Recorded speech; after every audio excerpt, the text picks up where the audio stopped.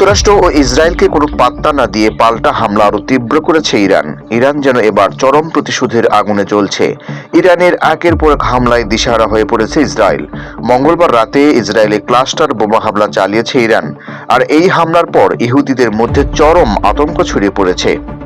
ইসরায়েলে ক্ষেপণাস্ত্র হামলায় ক্লাস্টার বোমা বা গুচ্ছ বোমার সাবমিউশন ব্যবহার করা হয়েছে বলে খোদ অভিযোগও করেছে ইসরায়েলি প্রতিরক্ষা বাহিনী আইডিএফ বলছে, মঙ্গলবার ইসরায়েলের মধ্যাঞ্চলীয় এক এলাকায় ওই বোমা ব্যবহার করা হয়েছে।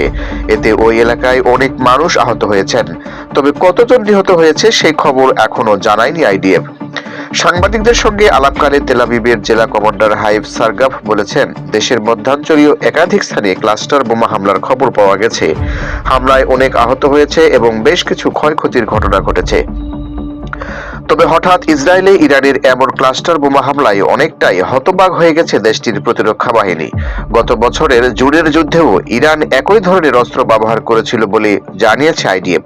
ক্লাস্টার বোমা বহনকারী ক্ষেপণাস্ত্র নিচে নামার সময় এর মূল অংশ কিংবা ওয়ারহেড খুলে যায় এবং প্রায় 8 কিলোমিটার ব্যাসার্ধের মধ্যে 20টি ছোট ছোট বোমা ছড়িয়ে দেয়। প্রতিটি ক্ষুদ্র বোমায় 2.5 কেজি বিস্ফোরক থাকে, আর এ কারণে এবার এই বোমা নিক্ষেপের পরেই আবারও আতঙ্ক ছড়িয়ে পড়েছে গোটা ইসরায়েলে।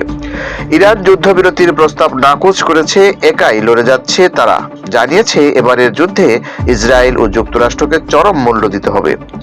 ইসরায়েলি প্রতিরক্ষা বাহিনী বলেছে, ইরানের সামরিক বাহিনীর ছোড়া ব্যালিস্টিক ক্ষেপণাস্ত্রের আঘাতে আহতদেরকে হাসপাতালে নেওয়া হচ্ছে। আকাশ প্রতিরক্ষা ব্যবস্থা আরো জোরদার করার লক্ষ্যে কাজ করছে আইডিএফ।